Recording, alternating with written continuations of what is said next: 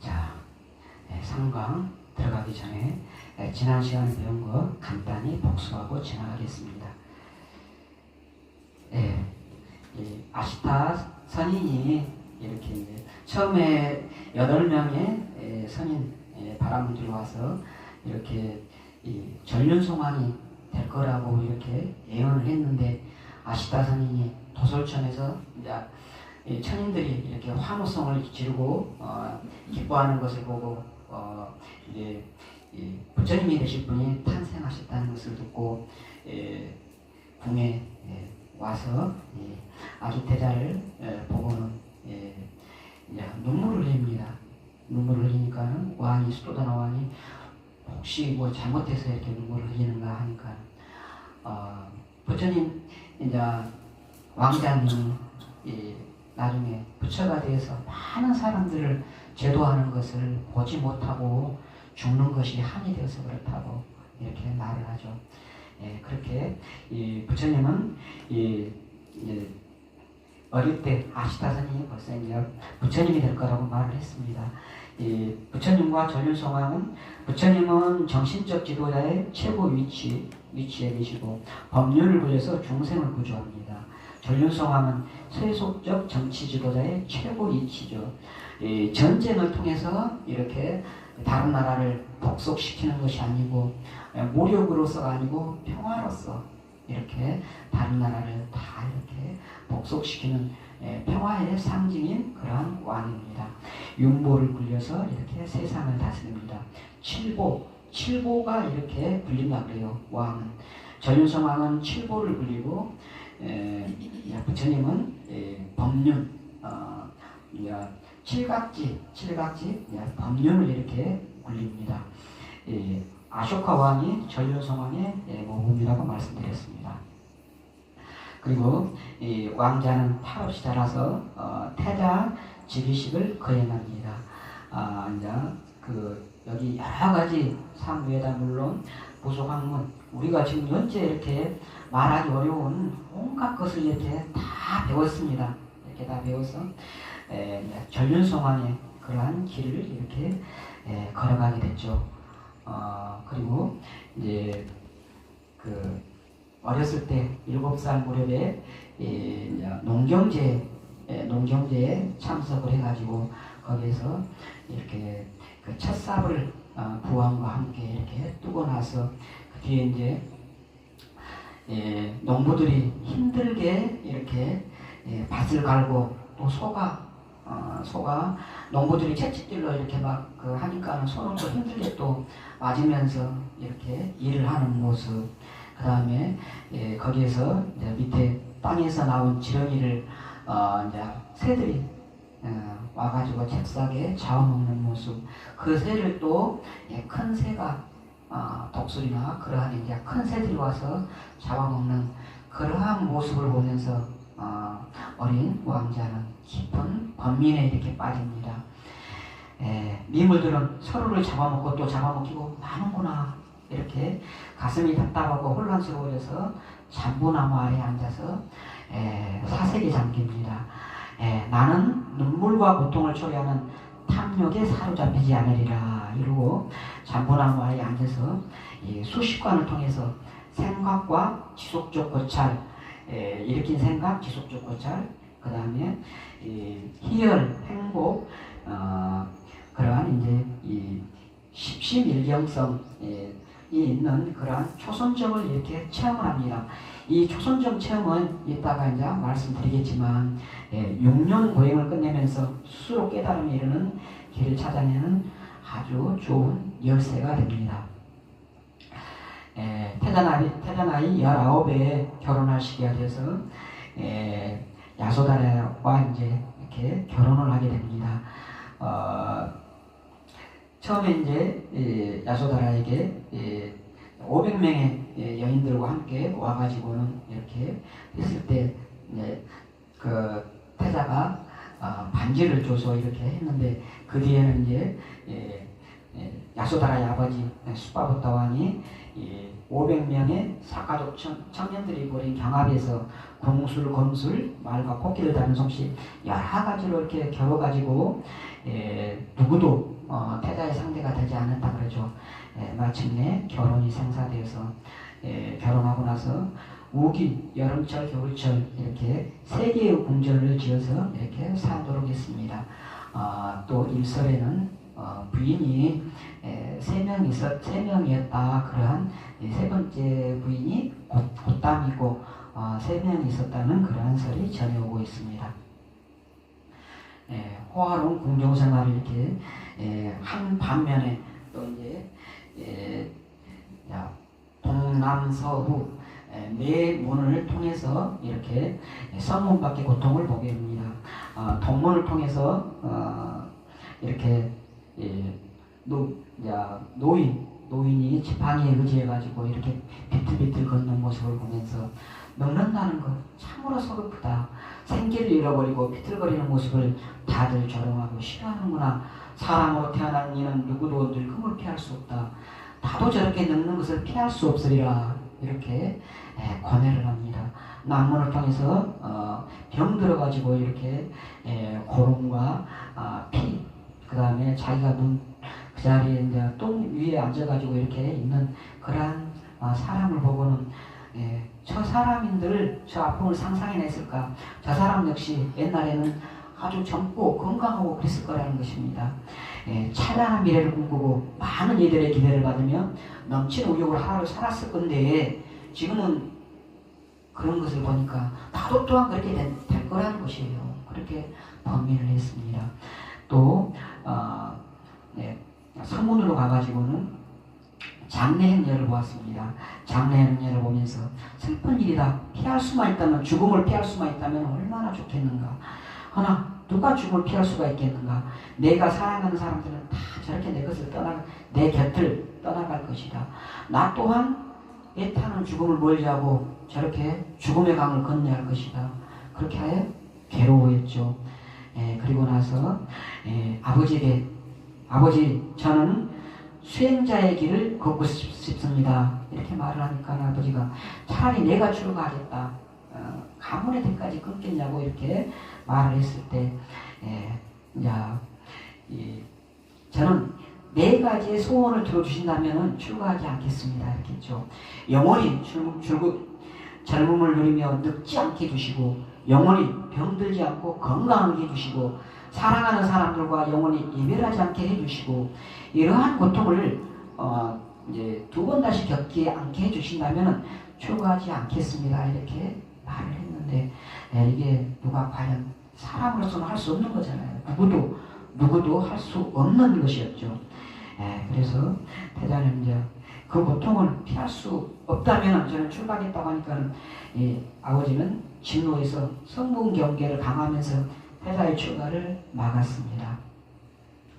이제 29에 또 북문으로 이렇게 나가게 됩니다. 북문에 가서 수행자가 거친 옷을 입고 이렇게 당당하게 걸어가는 모습을 당당하고 편하게 걸어가는 모습을 봅니다. 그래서 사문이시여 어디로 가는 길입니까? 그저 옷 한 벌과 걸어다녀도 자유롭게 세상을 떠돕니다. 왜서 그럽니까? 저는 지난날 늙고 병들어 죽는 날에 죽는 삶의 고통을 직접 겪고 모든 것이 덧없음을 알았습니다. 저는 이 고뇌를 벗어나기 위해서 친족과 버들의 울타리를 뛰어넘었습니다. 태산처럼 무거운 걸음으로 해탈의 길을 따라서 한 걸음 한 걸음 이렇게 걷고 있는 사문의 모습을 보면서 이제 이 태자는 새로운 희망이 이렇게 보이는 것을 느꼈습니다. 새로운 희망을 발견한 기분으로 입가에 들여왔던 그날까지 이렇게 항상 그늘로 이렇게 절였었는데 거짓말처럼 시키고 알 수 없는 평온함이 가득했죠. 어느 저택을 지날 때에 누각 창문에서 어떤 여인이 부처님의 태자의 그 모습을 보고는 속도 모르고 그렇게 이제 한 거예요. 속도 모르고 저 사람의 부모는 얼마나 행복할 것인가. 저렇게 훌륭한 아들을 둔 부모는 얼마나 행복할까. 이렇게 하는 말을 듣고는 이 태자는 행복이라는 단어가 행복이라는 단어가 가슴 속에 깊이 이렇게 스며들게 됐습니다. 이 세상에 고통만 있는 것이 아니라 고통을 넘어선 행복의 경지도 있으리라는 그러한 이제 희망을 발견한 것이죠. 그리고 이제 이 횃불로 밝힌 무렵에 희종이 말을 타고 와서 아들이 태어난 소식을 전해졌습니다. 그 말을 듣고는 라울라가 태어났구나, 속박을 낳았구나. 라울라라는 말은 속박, 장애라는 뜻입니다. 이 말을 듣고 부왕 수도다나와는 이름을 라울라 이렇게 지어줬습니다. 해인사 안주정통도 모습이죠. 이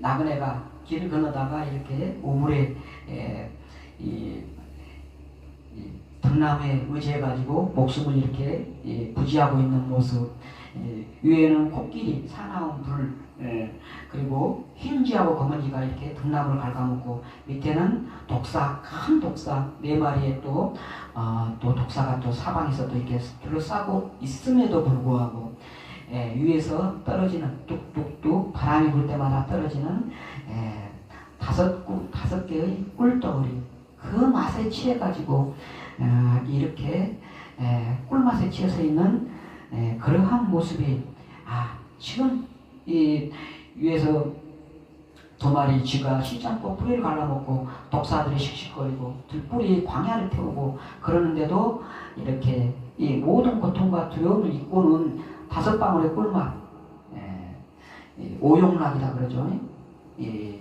재물, 그 다음에 세교, 그 다음에 음식, 그 다음에 수명, 그 다음에 오래 살고자 하는 수명, 이러한 오용락에 취해가지고 이렇게 사는 이 내 삶도, 왕궁에서 살아가는 이 삶도 이 나그네와 같지 않은가, 너무 답답해진 것이죠. 그래서 마침내 7일째 이제 그 아들 라울라가 태어나고 나서 7일째 큰 잔치를 7일 동안 잔치를 벌입니다. 잔치가 끝나고 나서 태자는 어린 이제 야소다라와 어린 이제 아이의 라울라의 모습을 보고는 마음속으로 얼마나 참 가슴이 찢어졌겠어요. 그렇지만 더 큰 노병사의 괴로움에서 벗어나는 그 길을 위해서 이제 떠난 거예요. 참나를 불러서 가자. 갈 곳이 있다. 안장을 챙겨라 해가지고 마침내 나섭니다. 늙고 병들어 죽어야만 하는 이 고통과 근심을 해결하지 못한다면 고향으로 돌아오지 않으리. 최상의 진리를 얻기 전에는 결코 고향으로 돌아오지 않으리라. 이렇게 해서 마침내 출가를 하니까 이날이 바로 29대던 기원전 595년 2월 8일입니다. 이렇게 여기까지 해서 부처님의 출가를 위대한 폭이라고 합니다. 왜서 위대한 폭이냐? 왕이 이미 정해져 있어요. 왕이가 되는 건 정해져 있고 사랑하는 아내 야소다라도 있죠. 아들 라울라도 있죠. 이 사람들이 원하는 모든 세속적 가치는 이미 다 갖춰져 있습니다. 근데 그런 것들을 다 버리고 더 큰 의미, 고통에서 헤매는 사람들에게 해탈과 구원, 그것을 내가 깨닫고 나서 알려주고 싶다는 그러한 유념으로 이렇게 출가를 했기 때문에 위대한 복이 출가라 이렇게 말을 하고 있습니다. 우리 제가자들도 수행생활을 통해서 신행생활, 신해행정, 믿음, 그 다음에 또 부처님의 법을 이해하고 그 다음에 실천을 해서 증득하는 신의 행정을 통해서 신행생활을 통해서 고통을 극복하고 열반을 추구해 갈 수가 있습니다. 자, 이제 오늘부터 구도와 깨달음, 구도의 과정, 그 다음에 깨달음까지 이렇게 살펴보겠습니다. 오늘 강의 목표는 출가해서 깨달음에 이르기까지 과정을 이해하고 선정주의와 고행주의의 결점이 무엇인지 정확하게 이해하는 것을 목표로 합니다. 자, 이 태자가 29살에 이렇게 유성출가상이라고 그러죠. 성문을 이렇게 나서고 난 뒤에 왕궁에서는 난리가 났죠. 8일 동안 난리가 났습니다. 8일째 되는 날 이제 이 말소리가 들리니까는 혹시 아들이 오는가, 태자가 오는가 아닌가 희망이 떴는데 태자는 오지 않고 참나와 칸타카 말과 이제 참나만 이렇게 왔죠. 그래서 보석과 일상 100만 원을 바치면서 태자의 출가 소식을 알립니다. 더 큰 인자 슬픔에 빠져들었죠. 카필라서는 통곡하는 야소다라와 마하 파자파티를 보면서 수도다라 왕은 포기를 할 수가 없었어요. 그래도 전윤송왕에 대해서 이 나라를 강하게 키워주고 이 온 세계를 이렇게 해주는, 평화로 다스려주는 전윤송왕의 꿈을 포기할 수가 없었습니다. 그래서 국사와 대신들을 불러서 다시 또 태자를 뒤쫓도록 명령을 했습니다. 데려오라, 반드시 데려오라, 이렇게 뒤쫓았습니다. 시타타 태자는 이제부터 이제 보살이라는 단어가 나오죠. 수행의 길로 접어들었기 때문에 또 보살입니다. 보살의 원뜻은 뭐라 그랬죠? 깨달음을 얻기 전에, 부처를 이루기 전에 그때를 보살이라고 그랬습니다. 보살은 안호마강을 건너 말라족의 땅으로 갔습니다. 사냥꾼과 옷을 받고 있고 고행하는 수행자들을 만나죠. 수행자들이 이렇게 열심히 수행하는 모습, 밝게 빛나는 눈동자를 보면서 희망에 이렇게 가득 차죠. 그리고 허술하고 더러운 옷 한 벌로 강렬한 때 앞에서 견디면서 맨발로 쿠시나라로 이렇게 향하죠. 그러면서 이제 왕궁에서 얼마나 평안한 생활을 했어요. 근데 갑자기 이제 맨발로 이렇게 걷는 생활을 하니까 다 맨발에 발은 다 찢어지고 막 그러죠. 그러면서 이렇게 걷고 있는데 뒤쫓아온 그러한 왕의 신하들을 만나게 됩니다. 이게 무슨 고생이십니까? 궁으로 돌아가시죠. 조금만 때를 기다리면 온 세상이 태자님 발 아래 놓일 것입니다. 보살은 땅 위의 건세는 제가 구하는 것이 아닙니다. 그러니까 진리를 구하고자 하는 마음을 그러한 마음을 포기하라는 것이 아니고 진리를 구하는 그러한 길이 반드시 숲속에만 있지 않고 왕궁에도 있지 않습니까? 하고 이제 마음을 돌리려고 하죠. 그러니까 이 제사와 보시 이런 걸로 이렇게 하는 것은 복덕만 짓는 것이다. 그것은 복이 닿으면은 또다시 또 윤회를 거듭하는 것이다. 나는 그러한 것을 구하는 것이 아니다. 이 고통과 두려움을 다 끊고 최고의 진리를 얻어서 이 모든 번뇌가 다한 이 최고의 깨달음을 얻어서 이렇게 나는 왕궁으로 돌아가고 싶다. 이렇게 말을 합니다. 그러한 것을 끊는 길이 있는지 없는지 확신할 수 없는데 채탈을 구하고자 하냐 그러니까 나는 지금 누구를 따르기 위해서 누구의 가르침을 실천하기 위해 출가한 것이 아닙니다. 부처의 길은 이만큼 어려운 거예요. 우리들은 부처님이 가르쳐준 길을 따라서 이러한 고진멸도 사성제 그다음에 삼법인 이러한 것이 있다는 것을 알고 가니까는 하나도 힘든 게 없어요. 부처님은 새로 개척을 해요. 그것이 있는지 없는지도, 해탈의 길이 있는지 없는지도 모르고 새로 개척을 해야 돼요. 그게 얼마나 힘들고 어려운 것인지 이게 그러한 것들 좀 말씀드리는 거예요. 새로 길을 연다는 게 아라한과 부처님의 큰 차이가 그거다 그랬죠. 아라한들은 이 부처님이 설해지어 주신 길을 따라서 수행해서 이렇게 그 방법대로 수행해서 이 번뇌를 다한 그러한 길에 이르는 제자가 사성인, 수다원 사다, 아나마라 그러한 성인들이에요. 우리도 가르쳐준 그러한 길을 따라서 지금 정진해 가고 있고, 그런데 부처님은 누구도 가르쳐준 적이 없는 그러한 길을 혼자 가는 그런 거예요.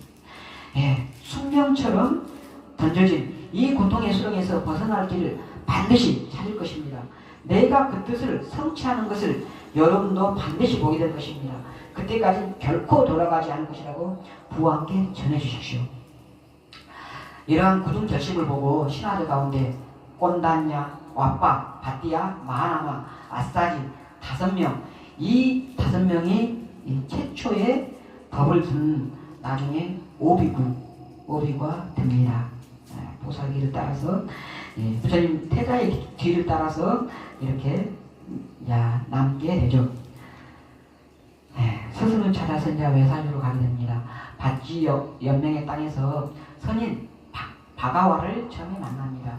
이 바가와와 그를 따르는 수행자들은 물과 불을 섬기고 해와 달과 여러 정령을 숭배하면서 이 고행을 하는 고행자들이에요. 고행자들. 엄청난 고행을 이렇게 하는 사람들을 처음 출가해가지고 만납니다. 그래서 왜서 이렇게 고행을 합니까? 우리들은 이 고행을 떠나서 고행을 통해서 천상에 태어나는 것을 목표로 합니다. 부처님이 그 말씀을 듣고는 이 수행자들은 내가 추구하는 목표하고는 다른 사람이라는 것을 알았어요. 목표가 다른데 같이 있을 수가 없죠. 그렇잖아요. 목표가 나는 정말 영원한 해탈, 열반 해탈의 길을 추구하는데 이 천상을 목표로 하는 사람들하고 같이 있으면 이게 될 수가 없죠. 이 부처님 보살은 탄식을 했습니다. 장사하는 사람들이 보물을 구하려고 험난한 바다로 가듯이 왕들이 나라를 넓히려고 군사를 이렇게 서로 싸우듯이 이곳의 수행자들은 하늘나라 천상의 즐거움을 쟁취하려고 이렇게 고행을 이렇게 하는구나 탄식을 했죠. 그리고 나서 이제 그곳을 떠나려고 하니까 바가와가 그러면은 알라라 까라마라는 선인이 이렇게 있습니다 하면서 그곳을 알려줍니다. 보살이 이 고행자들의 숲을 떠나서 2차적의 도시 외살리로 갑니다. 알라라 까라마가 사원에는 재단이 마련되고 있었고 이 선정에 담긴 300여 명의 수행자, 알라라 까라마는 300여 명의 수행자들하고 이렇게 함께 수행 정진을 했다고 해요. 그리고 알라라 까라마는 104살이라고 그랬죠. 100발이 성상한 나이에도 표정과 움직임이 부드럽고 눈동자에는 진지함이 가득했습니다. 보살을 맞이했죠. 이제 보살이 수행자죠. 수행자 보살이 알라라 까라마시오, 당신은 무엇을 가르칩니까? 고통스러운 윤회의 삶에서 벗어나는 지혜를 가르칩니다. 당신의 가르침은 스스로 터득한 것입니까? 누구로부터 들은 것입니까? 나의 가르침은 오래 옛날부터 여러 선인들에게로 이어져 온 것을 그것을 듣고 그렇게 수행을 해서 이렇게 터득한 것입니다. 저도 당신의 법과 율 가운데서 수행하고 싶습니다. 그러니까 이것에 머물러도 좋습니다. 현명한 사람이 나의 가르침에 따라 수행을 하면은 마침내 머지않아서 스스로 지혜를 터득하게 될 것입니다. 첫 번째 믿음, 이렇게 할 수 있다는 믿음. 그 다음에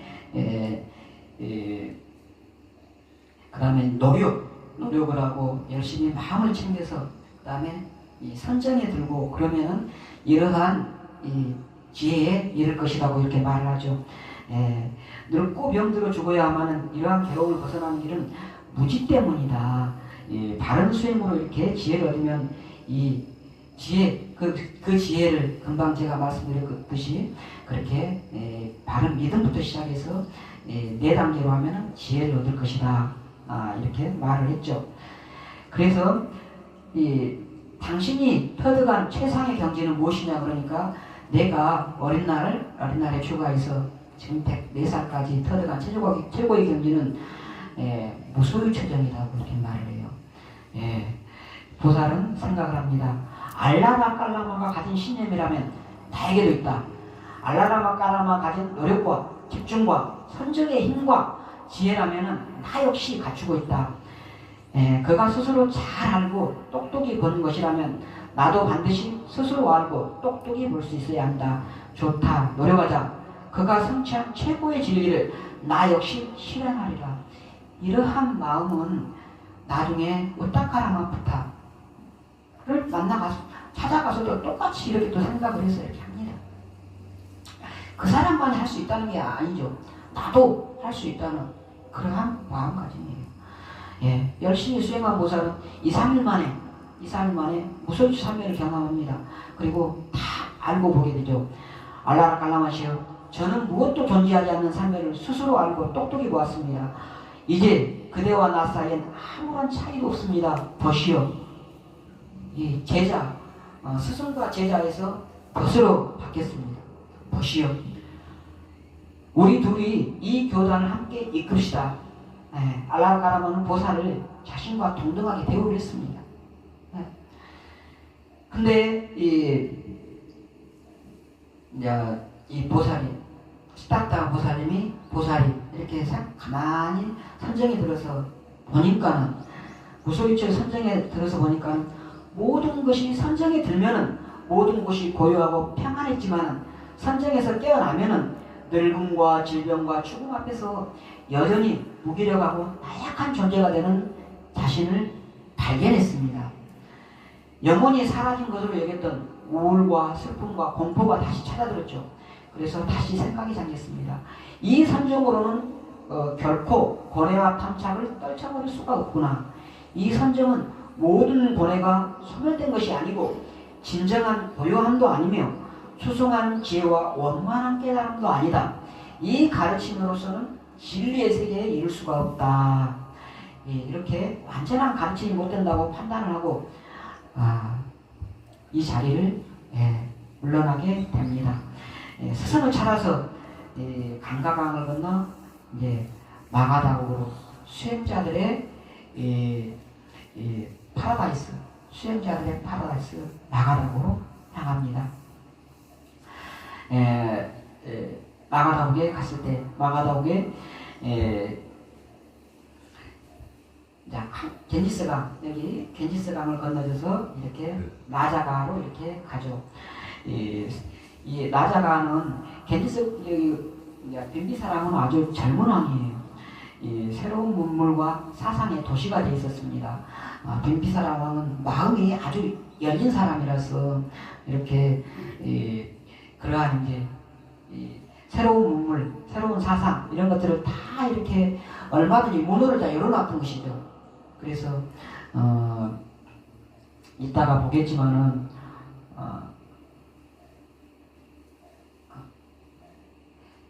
사문들의 도시를 이렇게 빈비사라 왕은 이렇게 만들어놨습니다. 라자가에 이렇게 와가지고는 탁발하러 나갔습니다. 라자가의 동굴에다가 이제 거처를 마련하고 아침에 탁발을 나갔죠. 근데 그 라자가의 사람들이 이 보살의 모습을 보고는 이 휘영청 이렇게 밝은 참 너무 아름다운 그러한 모습을 보고는 신이 왔는가. 영치산, 거기를 영치산이라고 그러거든요. 영축산, 영치산 이러는데 독수리봉에 영치산에 신이 내려왔는가 하면서 이렇게 참 이렇게 부처님을 우러러 보고 누각에 빈비사라 왕이 누각에 이렇게 있다가 또 보살의 모습을 보고는 저 사문은 보통 사람이 아니다. 저 훌륭한 인품을 가진 저 사람은 분명히 태생이 좋고 뭔가 분명히 이거 알아봐야 될 훌륭한 분이다. 한번 조사해보라고 이렇게 사람을 보냅니다. 그래서 이제 거처를 알아내고 나서 왕이 이렇게 그 동굴로 이렇게 찾아갑니다. 찾아와서 당신은 젊고 기쁨이 넘치는군요. 사가족 왕자요. 이제 통성명을 하고 나서 이제 누구시냐고 이렇게 해서 통성명을 하고 나서 왕자요. 당신처럼 귀한 분이 사문이 되고 싶다는 그런 것을 이제 말을 하니까는 예, 제가 가진 것이면은 무엇이든 드릴 테니 이곳에서 삶을 즐기십시오. 첫 번째로 제가 가진 땅의 절반을 주겠다 그래요. 그러니까 나는 그러한 제가의 행복을 위해서 온 것이 아니다. 그러면은 땅을 다 드리겠다.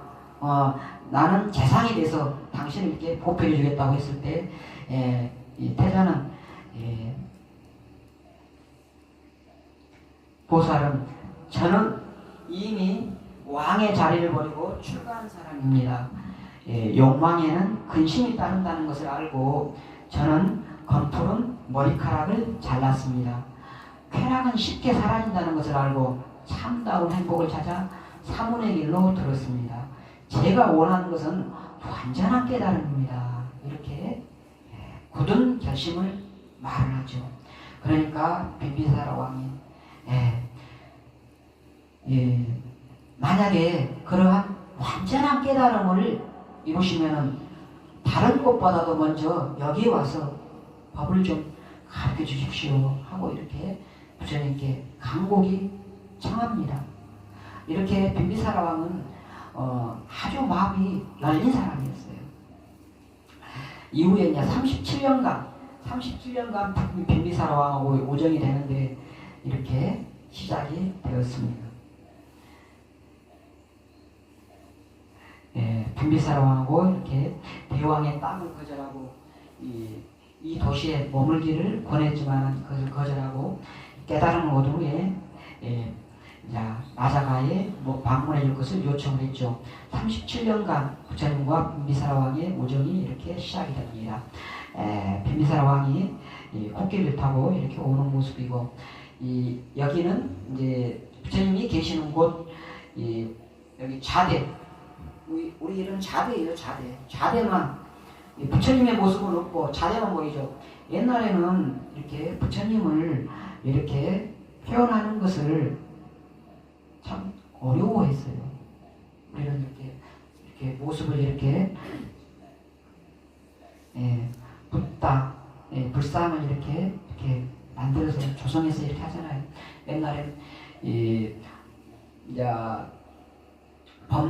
법륜으로 이렇게 하기도 하고 나뭇가지 보리수로 이렇게 표현하기도 하고 이러한 좌대로 이렇게 부처님을 표현하고 그렇게 했습니다. 여기에 부처님이 계시는 것이고 여기가 이제 말에서 와가지고 코끼리 타고 와가지고 내려서 부처님을 우요삼잡이다 그러거든요. 오른쪽으로 5바퀴, 3바퀴 이렇게 탑장을 하고 여기에는 이제 전면과 우측 이렇게 도는 2가지 모습만 이렇게 표현을 했는데 우요삼잡을 하고 부처님께 이렇게 삼미를 올리죠. 그러한 모습을 이렇게 표현한 불전도입니다. 라자가 당시에 아까 말씀드렸듯이 라자가는 사문들의 이 추가 수행자들의 이렇게 파라다이스인 곳이었어요.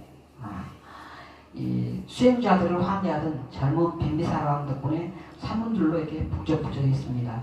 이 사문이라고 하는 것은 다시 한번 말하지만 베다의 권위를 부정하고 직접적인 체험과 자유로운 사상으로 무장한 출가한 사람들입니다. 바라문이라는 브라만교의 바라문이 대표적인 원래 전해 오던 수행자들이었는데 거기에 이제 전혀 다르게 이렇게 이제 사무들이 이렇게 나왔죠. 그러니까 바라문들이 자신들의 권위를 비판하는 이러한 사문들을 발 뒤꿈치에서 태어났다 이렇게 천시를 합니다. 천시를. 바라문들은 인도의 지금도 거의 그런 식으로 말할 거예요. 4계급 있잖아요. 4계급. 브라만, 크샤트리아, 바이샤, 수두라 4계급. 수두라는 발끝에서 태어나고 크샤트리아 그다음에 브라만, 크샤트리아, 바이샤는 이제 여기 이제 정상으로 태어나고 그다음에 크샤트리아는 옆구리. 그래서 옆구리에서 태어났다고 그러는 거예요. 옆구리. 크샤티아는 옆구리에서 태어나고 브라만만 입에서 이렇게 태어난다 이렇게 이제 주장을 하죠. 그래서 이 사문들을 발 뒤꿈치에서 태어났다고 천민이다 이렇게 이제 막 이 천시를 하는 거예요. 그리고 이 후원하는 사람들을 바라닦아 진꾼이다 이렇게 경멸을 하죠. 그러니까 빈비사라 왕도 그렇게 이제 경멸을 하고 그랬겠죠. 이렇게 후원을 하니까 사문들을. 그 당시에 이 육사외도라고 당시에 대표적인 사문이 이렇게 있습니다. 장암경 사문과경에 의하면은 첫 번째 뽀라나 까사빠라는 이제 사람이 있습니다. 이 사람은 도덕 부정론을 주장했습니다. 살생이나 사음이나 강도 이러한 행위들을 해도 악업이 아니다. 이런 걸 해도 죄가 안 된다. 악업의 과부도 없다. 이러한 주장을 했습니다. 더불어서 도덕이나 보시하는 것이나 제사를 지내는 것이나 이러한 것도 공덕을 짓는 이러한 것이 전혀 선을 쌓는 것이 아니다. 공덕을 짓는 것이 아니다는 것이죠. 그리고 이러한 과거도 없다. 이러한 주장을 했습니다. 지금 우리가 생각해보면 황당하고 어처구니 없죠. 근데 이제 이러한 주장들을 한 사람들이 있는 거예요. 첫 번째가 보라나 까사빠 도덕부정론, 두 번째 빠꾸다 까차나 7요소절을 주장했습니다. 변화하지 않는 흙이나 물이나 불이나 바람, 괴로움, 즐거움 이러한 7요소설 이러한 것을 주장을 했죠. 영혼까지 7가지의 이러한 요소로 구성되어 있으며 이 외에 인격적 주체는 없다고 주장을 했습니다. 만약에 사람의 목을 어떤 사람이 사람의 목을 쳤다. 사람의 목을 치면은 칼이 7요소를 통과한 것일 뿐이지 어떠한 죄도 어떠한 과거도 어떠한 아무 인과가 없다. 그러한 극단적인 주장을 했어요. 이러한 게 만약에 퍼지면 어떻게 되겠어요, 세상이? 세 번째 이제 아집다, 깨사, 깜발라 이 사람은 이제 유물론을 주장을 했죠.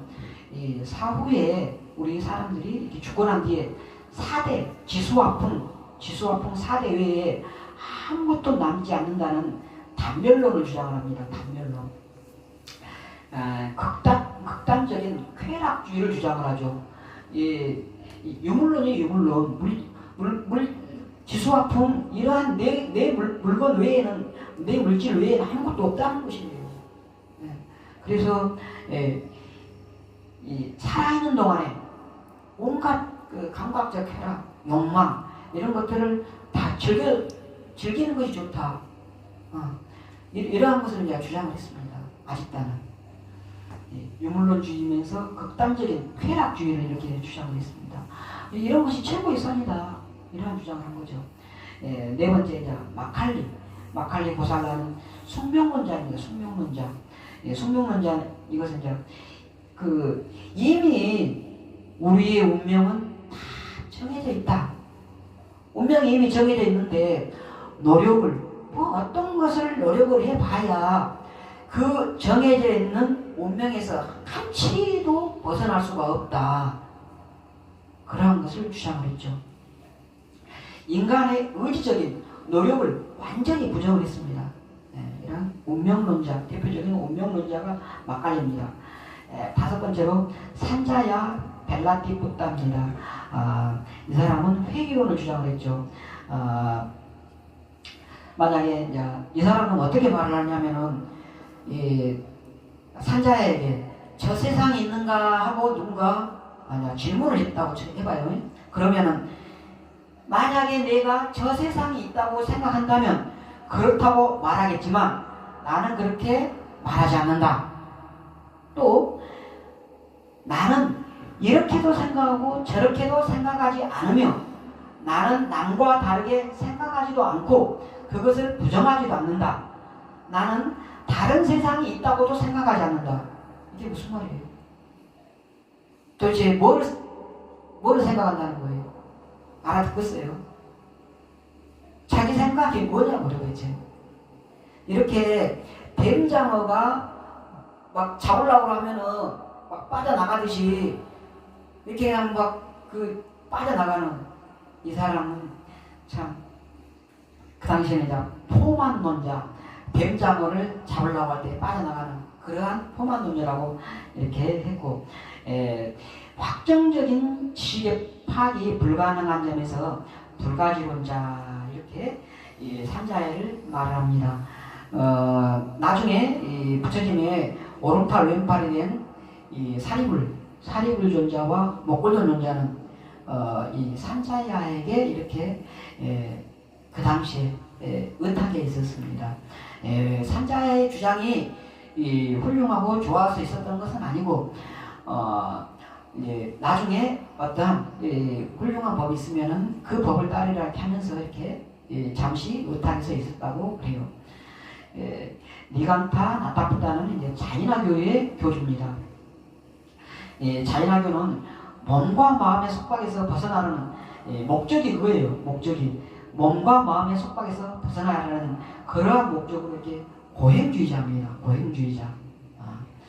이 도덕적 행위, 감각기관의 활동을 제어해야 된다. 여기 위에 이런 주장들은 참 전혀 황당한 주장들이죠.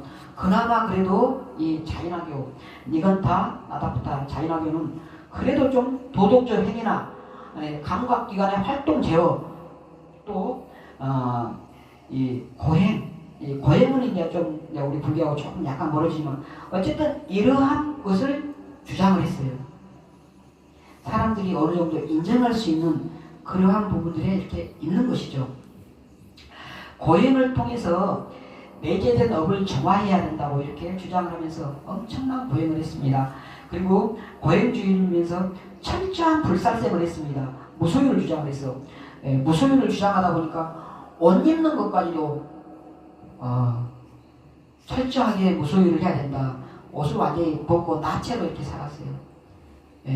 여자들은 흰 옷을 입기도 하고, 또 어떤 이제 뭐 과격한 사람들은 여자도 이렇게 이제 나체로 하기도 했다고도 하는데, 그 정도로 이렇게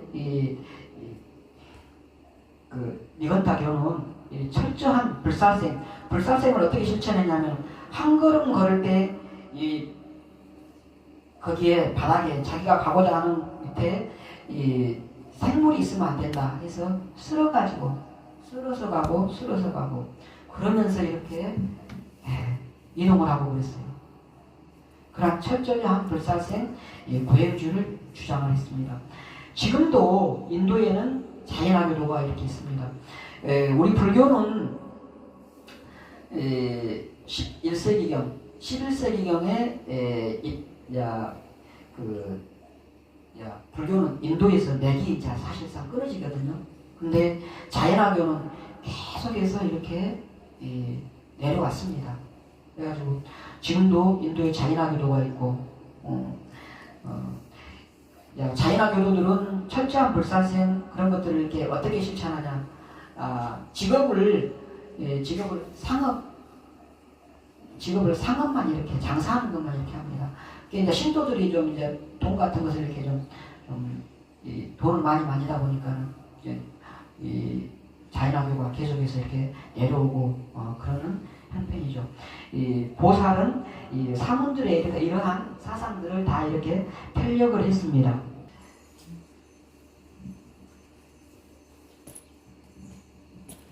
자, 이러한 육사외도의 이러한 사상들을 보살은 다 이제 어느 정도 편력을 하고, 그리고 이제 라자가의 이 우타카라마푸타라는 이러한 또 700명의 제자를 거느린 그러한 이제 수행자가 또 있었습니다. 이 우타카라마푸타를 찾아가서 또 부처님은 아까 알라라까라마한테 물어봤던 것을 또 다 똑같이 질문합니다. 당신은 스스로 당신이 가르친 법을 스스로 깨달았습니까? 그런 것들을 다 질문을 해요. 그러니까 나는 스승없이 스스로 깨달았습니다. 그 다음에 당신이 가르치는 것은 어디까지냐? 그러니까 나는 이 고통으로부터 벗어나는 해탈을 가르친다. 이렇게 말을 하죠. 그러면은 그 해탈은 무엇인가? 해탈이 무엇인가? 이렇게 질문을 했을 때, 이 오타카 라마푸타는 이 자기가 이렇게 가르치고 있는 해탈이라는 것은 생각이 있는 것도 아니고 없는 것도 아닌 경지인 비상비비상천정을 말한다. 이렇게 말을 하죠. 이 선정이 바로 모든 고통으로부터의 해탈이라고 이렇게 오타카 라마푸타가 말을 합니다. 그리고 이제 그 보살은 또 이제 아까 말씀드렸잖아요. 그 아까 알라라까라마한테 그러한 수행법을 듣고 나서 이 알라라까라마한테만 이러한 것이 있는 게 아니고 나한테도 있다. 마찬가지입니다. 여기서도 오타카 라마푸타한테만 이러한 믿음과 정진과 이 지혜 이런 것이 있는 것도 아니다. 나에게도 그러한 신념과 노력과 정진, 지혜가 나에게도 다 있다. 내가 그 사람이 한 만큼 나도 반드시 성취할 수 있다. 그러한 마음으로 이렇게 해가지고 마침내 이틀 3일 만에 이렇게 비상비비상천정을 경험하고 그 정보를 파악했습니다. 근데 여러분들 이렇게 2일 3일 만에 이렇게 선정을 터득을 하잖아요. 이런 것이 여러분들 생각에는 어떤가요? 믿어진가요? 안 믿어진가요? 믿기지 않습니다. 전생에 이미 해가지고. 네, 정답을 말씀하시네요. 네, 이미 이 수메다 행자일 때, 수메다 행자 붓다 수기 받기 전에 연등불에게 수기를 받기 전에 그때 사승지 10만거 보살 길에 나서기 전에 보살행 나서기 전에 이미 팔선정 그 다음에 오신통 다 이렇게 이미 다 했던 거예요. 그 뒤에 사승지 10만급을 겪으면서 얼마나 선정을 많이 또 체험을 했겠습니까? 그렇기 때문에 이 삼매에 드는 것, 선정에 드는 것은 아무것도 아니죠. 7살에 초선정 경험한 것도 어떤 사람들은 어떻게 어릴 때 그렇게 누구 가르친 것도 없이 하느냐 하는 사람들이 있어요. 근데 전생에 이렇게 했던 것은 그대로 습이 이어집니다. 그래서 수행자들에게 항상 내려오는 말이 지금 우리가 우리가 가나선을 수행을 하든가 무슨 수행을 하든가 수행을 하면은 그 수행의 힘은 다음 생에 그대로 이렇게 내려온다. 그렇게 항상 말을 해요. 네. 그래서 부처님은 전생에 이렇게 다 닦고 그랬기 때문에 이거 겪는 것은 금생에 아무것도 아닌 것이죠. 네. 오래지 않아서 그 정보를 다 파악을 했습니다. 그리고 나서 이렇게 이제 보니까 이 오타카 라마푸타한테 질문을 합니다. 당신이 가르친 그 삼매를 저는 이렇게 보고 느꼈습니다. 이게 당신이 경험한, 당신이 주장하고 있는 당신의 그 비비상천정하고 같습니까? 하고 질문을 해요. 그러니까는 같다고 그렇게 말을 하니까는 그것을 곰곰이 이렇게 보니까는 생각이 있는 것도 아니고 생각이 없는 것도 아닌 경지에 나라는 것이 있는가? 나라는 것이 있는가?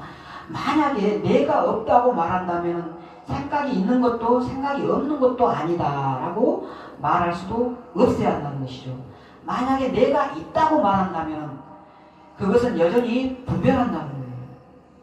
내가 없다고 말하면 무엇이 그것을 이렇게 내가 생각 있는 것도 없는 것도 없는데 무엇이 그것을 분별해서 이렇게 말할 것이고 만약에 내가 있다고 말한다면은 있는 그것을 계속 분별하고 있는 그러한 거라는 것이죠. 그래서 이 분별함이 있다면은 아직도 번뇌에 물들고 매달리고 있는 것이니까 진정 해탈이 아니라는 것입니다. 예, 나라는 관념을 남김없이 모두 없애야만이 그래야만이 진정 해탈이다. 이렇게 우타카 라마부타한테 말하니까 우타카 라마부타가 깜짝 놀래죠. 당신이 가진 그 지혜는 정말 이렇게 누구도 상상할 수 없는 지혜다. 이렇게 말을 하고는 나하고 같이 우리 제자들을 이렇게 같이 제접하자고 이렇게 말을 하지만은 부처님은 정말 해탈 열반 완전한 모든 번뇌에서 벗어난 그러한 해탈 열반의 길을 따라서 찾아서 또 이렇게 남쪽으로 이렇게 향합니다. 자, 알라라칼라마와 우타카 라마부타하고 이렇게 만나서 마음을 한 곳에 집중해서 고요한 삼매에 이르는 그러한 무소유처정, 비상 비위사장 처정을 경험을 합니다. 2-3일 만에 다 이렇게 경험을 하죠. 그런데 수정주의, 이렇게 선정에 드는 것이 마지막이다. 선정에 드는 것을 목표로 해서 더 이상은 이제 목표로 하지 않는 이것을 수정주의, 선정주의라고 그러거든요. 이러한 수정주의의 한계를 부처님은 아까 이제 내가 말했듯이 그렇게 알고는 이것을 다 내려놓은 것입니다. 자, 이제 깨달음을 이루는 모습을 보겠습니다. 자, 보살은 수정, 그러한 비상 비비사상처럼까지의 그러한 선정을 벗어난 지고의 선과 최상의 진리를 찾아서 또 가야로 향합니다. 온난야, 왓바, 바띠아, 마하나마, 아사지 5명의 수행자가 뒤를 따르죠. 보살은 가야산 꼭대기 나무 아래에서 깊은 생각에 잠깁니다. 길고 긴 고통의 원인인 번뇌와 속박을 어떻게 하면 태워버릴 수가 있을까? 번뇌와 속박을 태워버릴 불은 어떻게 지필 수가 있을까? 그러면서 3단계로 이렇게 생각을 합니다. 첫 번째, 물속에 잠겨있는 나무, 물에 잠긴 나무로는 건져가지고 불을 지피려고 하면은 지필 수가 없다. 두 번째로 절반만 물에 잠긴 나무, 그걸로도 이렇게 불을 온전하게 지필 수가 없다. 완전히 마른 나무에 불을 지피면은 온전하게 불을 지필 수가 있다. 옛날에는 성냥이 있었어요. 나이타가 있었어요. 그러니까 불 지피는 것을 다 이렇게 비유를 하는 거예요. 지금 불 지피는 것이 나무를 막 비벼가지고 불 지피는 그 이야기거든요. 이해가 된가요? 불 지피는 거. 나무끼리 막 비벼서 불을 지피는데 그 불 지피는 것이 완전히 마른 나무들만 가지고 막 비볐을 때 이 불을 지필 수가 있다는 거예요. 그러면은 고행을 하지 않더라도 진리를 알고 깨닫는 것이 가능하다. 이 생각에서 이제 고행이라는 것을 이렇게 합니다. 고행이라는 것을. 이 앞에 아까 바가와와 그 무리들은 목표가 뭐다 그랬죠? 목표가 천상에 태어나는 것이 목표다 그랬죠. 그 목표를, 그 사람들은 목표가 천상에 태어나는 것이 목표였기 때문에 그것까지밖에 못 이루지만 나는 올바른 목표를 세워서 올바르게 수행을 하면 고행을 올바르게 하면은 마침내 깨달음에 이르지 않을까, 이러한 생각을 하게 됩니다. 고행을 하든가 하지 않든가 진리를 알고 깨닫는 것이 마른 나무를 비비면은 방법만 좋으면은 가능하다는 그러한 결론을 내리죠. 그래서 이 부처님은 이제 더 이상 자기를 가르쳐줄 스승이 없는 거예요. 이 살아있는 사람들 사이에서는 자기를 더 이상 가르쳐줄 스승이 없으니까 이제 혼자 방법을 찾아야 되는 것이죠. 그래서 올바른 고행을 통해서 최고의 깨달음에 도달할 수 있다는 그러한 믿음을, 이 고행은 고행인데 그러한 올바른 고행, 목표를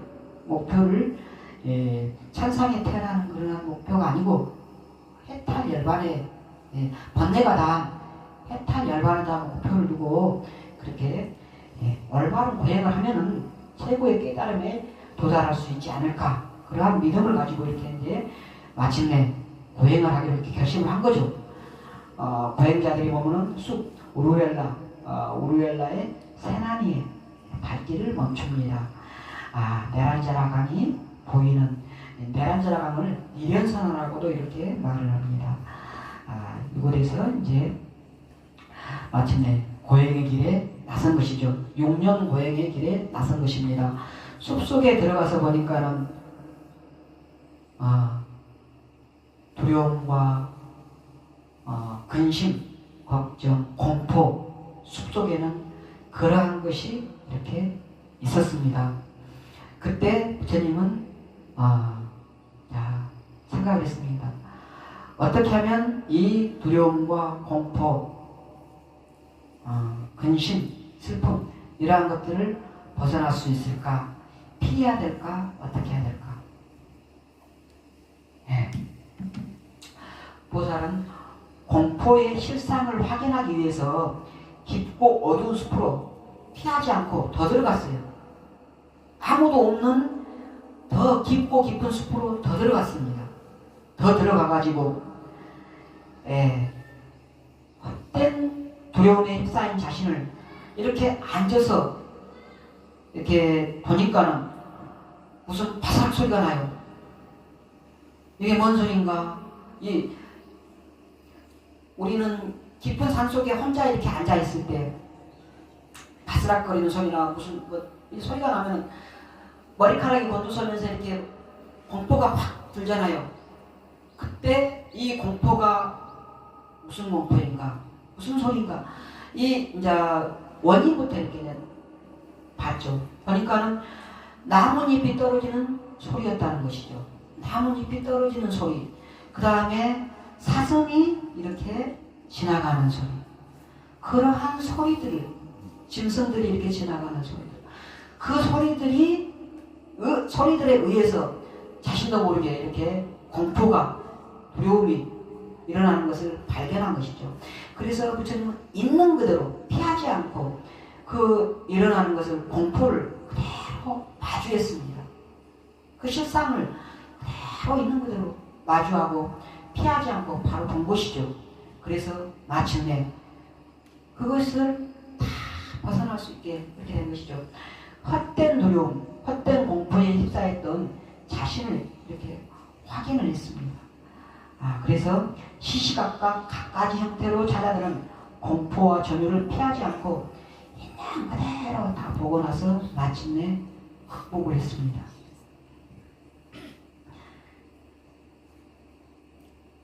그리고 이제 이 고행을 몸과 마음에 선하지 못한 업을 태워버리기 위해서 고독하고 처절한 고행을 시작했죠. 그 당시에 이제 수행자들은 이 업을 이렇게 태우는 것이 일단은 첫 번째 목표였어요. 선하지 못한 부정한 업이다. 업을 태우는 데는 고행이 최고다. 이렇게 이제 그 모든 수행자들이 이렇게 이제 주장을 많이 이렇게 하니까 부처님도 이렇게 이제 바르지 못한 업을 태우자. 이렇게 이제 시작을 한 거죠. 그러면 고행의 방법이 의식주에서 이렇게 고행을 하는 거예요. 첫 번째 고행은 이 음식부터 이렇게 하는 것입니다. 음식, 식사 초대를 받아들이지 않고 또 머물러 다는 청도 받아들이지 않고 가져온 음식도 받지 않고 문간에 준비된 음식도 받지 않고 병이나 접시에 담긴 음식물을 직접 받지 않고 집안에 들어가 받는 일도 없고 생선이나 고기를 먹지 않고 곡식으로 빚은 술도 과일로 빚은 술도 쌀로 끓인 미음도 마시지 않고 오로지 채소만 먹거나 쭉정이만 먹거나 숲속 나무 뿌리만 먹거나 과일만 먹거나 또는 떨어진 열매만 먹거나 이런 식으로 이제 먹는 고행을 이렇게 시작을 하고 또 이제 음식을 그렇게 하고 의식주에서 옷을 이렇게 하는 거예요. 거친 베옷을 입거나 쓰레기 더미에서 주운 누더기를 입거나 풀로 엮은 나무 껍질로 엮은 나무, 부엉이에 깃털을 엮은 나무, 엮은 옷, 이런 것을 입기도 하고, 그 다음에는 이제 주 생활입니다. 의식주에서 주 생활. 어떻게 생활을 했냐? 항상 서서 생활하기도 하고, 웅크린 자세로 지내기도 하고, 가시방석에 이렇게 눕기도 하고, 이렇게 의식주를 철저하게 이렇게 고행을 한 겁니다. 이러면서 숲에서 살생을 가장 싫어하는 사람이 되었습니다. 그래서 목동이나 나무꾼이라도 다가오면은 놀란 사슴처럼 달아나는 이 보살은 숲에서 가장 고독한 그러한 사람이 되었습니다. 여기는 아직은 보리수 여기는 그냥 이 보리수라고 하기는 그렇죠. 하여튼 이 모습은 이제 부처님의 고행상의 모습입니다. 고행상.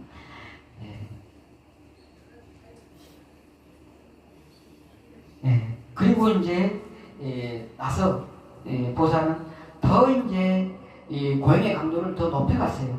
고행의 강도를 어떻게 높여갔냐?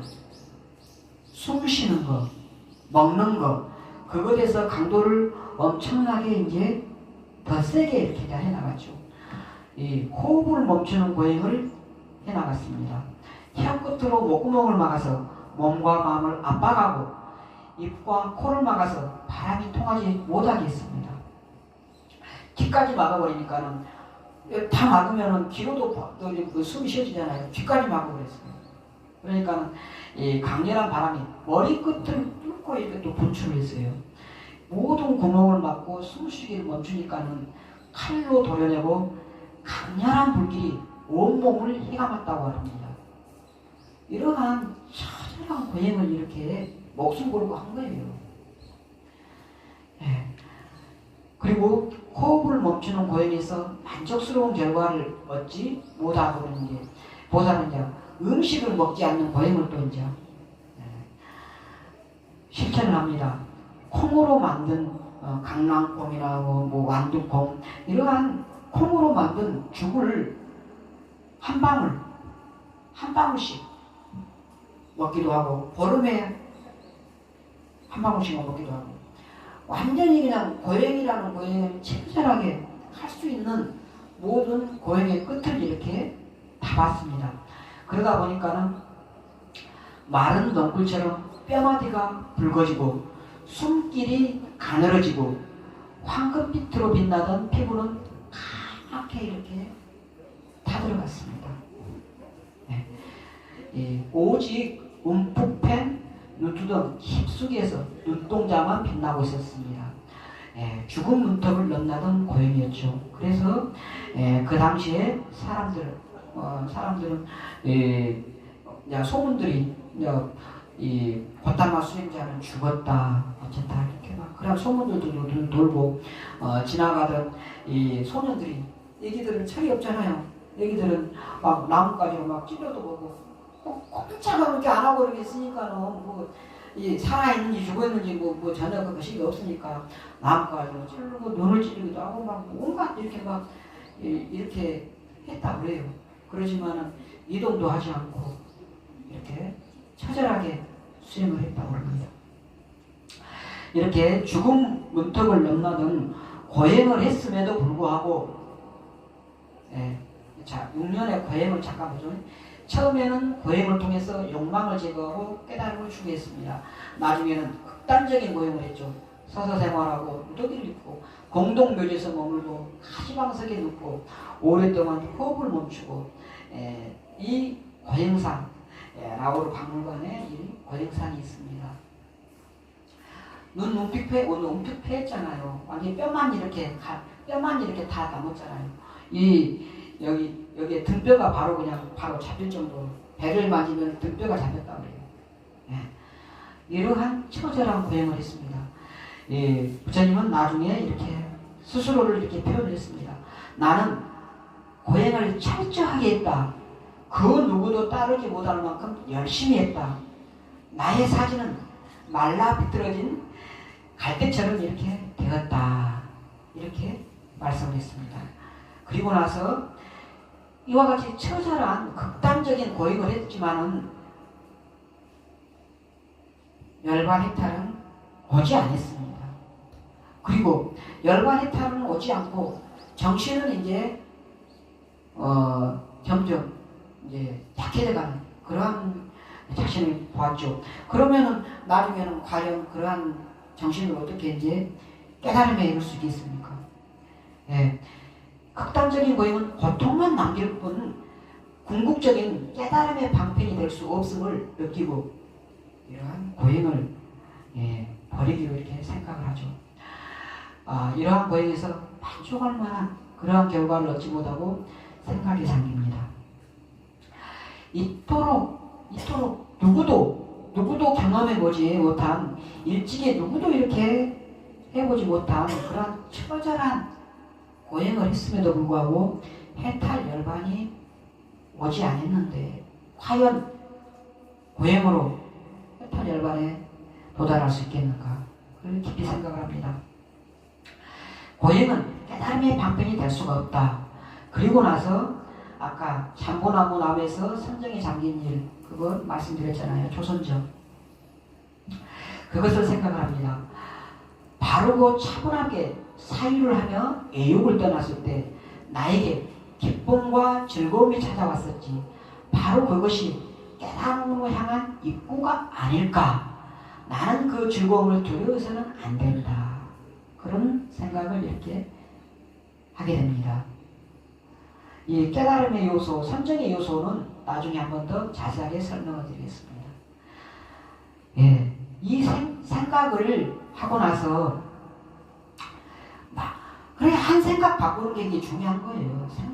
한 생각 어떻게 하느냐, 생각 이 일념을 어떻게 생각을 바꾸느냐 이 중요한 거죠. 한 생각을 바꾸고 보니까는 이 새 길이 보인 것입니다. 이 보살은 고행으로 뼈만 상하게 남은 이 자신을 돌아봅니다. 오랜 시간 동안 극심한 고통을 겪은 몸으로는 선정의 즐거움을 그 선정의 즐거움을 견디지 못하리라는 그러한 것을 알게 됩니다. 그러고 나서는 뭔가 음식을 먹어야 되겠다. 영양분을 섭취해서 충분히 몸을 좀 보호해야 되겠다. 그러한 생각이 들었습니다. 보살은 이제 그 묘지에 버려진 옷을 입고 그리고 나서는 그 옷을 묘지에 버려진 옷을 그냥 입을 수는 없잖아요. 완전히 이거 냄새나고 그러니까 그것을 빨아서 이렇게 입고 그리고 탁발을 나갑니다. 탁발을 나갈 때 수자타 장군의 딸 수자타가 있었는데 수자타에게 토리신이 꿈에 토리신이 어떤 이렇게 어렴풋이 토리신이 와서 수자타에게 이 최고의 공덕을 지을 기회를 놓치지 말아라. 곧 이 수행자가 탁발을 올 건데 최고의 공덕을 지을 기회를 놓치지 말라고 이렇게 막 말을 합니다. 수자타가 이제 유미죽을 준비를 해요. 유미죽을 7번을 소젖을 정성스럽게 소젖을 짜가지고는 7번을 끓여가지고 또 거기에다가 쌀을 넣고 또 다시 정성스럽게 끓여서 유미죽을 만들어가지고는 이제 밥에다가 담아서 이제 신녀에게 말을 합니다. 수행자가 걸식 나온 수행자가 이렇게 있으면 나에게 알려달라고.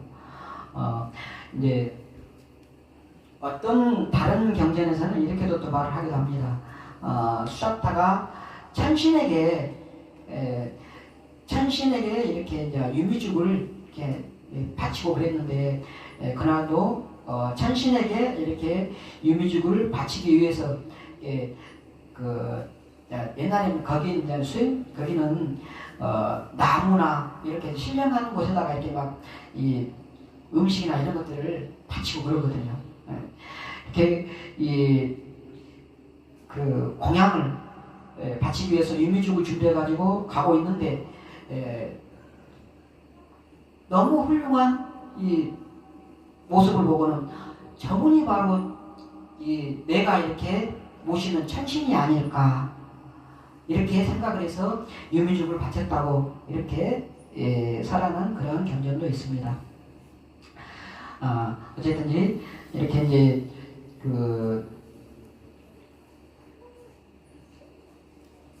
나중에 이렇게 부처님이 보살이 탁발 이렇게 나오니까 시녀가 이 수행자 보살을 이제 그 안으로 모셔가지고 정성스럽게 바로에 담긴 그 공양을 보살에게 공양을 올리죠.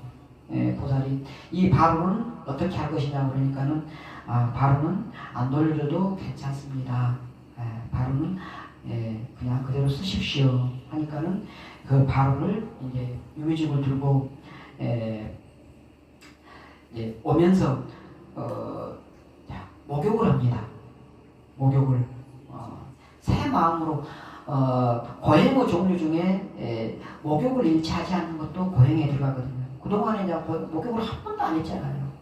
그러니까 이렇게 새롭게 깨달음을 얻고 그렇게 이제 마음을 먹었으니까는 그러면 새로운 몸과 마음이 돼야 되잖아요. 그래서 목욕을 합니다. 목욕을 하고 이제 그리고 나서 강가에 앉아서 유미죽을 먹습니다. 함께 수행하던 5명의 수행자, 꼰단냐, 아싸지가 이제 5명의 수행자들이 부처님이 보살이 도저히 남들이 할 수 없는 고행을 할 때는 곧 깨달음을 얻겠구나 하면서 이렇게 존경하면서 모든 걸 시봉을 하고 막 이렇게 했는데, 목욕을 하고 그 다음에 유미죽까지 받아서 먹는 걸 보고는 삼은 곧다마는 타락했다 이러면서 손가락질하면서 이제 떠납니다.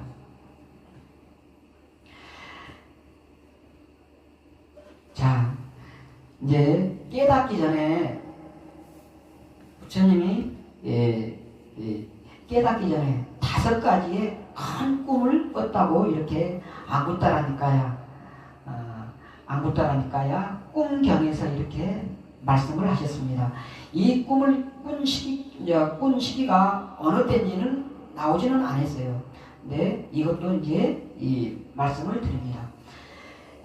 비구들이여, 열의 아라한 정등각이 깨닫기 전에 아직 바른 깨달음을 성취하지 못한 보살이었을 때 5가지의 큰 꿈을 꾸었다. 무엇이 5인가? 첫 번째, 이 대지는 큰 침상이었고 산해와 히말라야는 벽이었으며, 히말라야 산이 벽이었다는 거예요. 동쪽 바다에는 왼손을 놓았고 서쪽 바다에는 오른손을 놓았고 남쪽 바다에는 2와를 놓는 것을 보았다. 그리고 나중에 부처님이 이렇게 설명하는 거예요.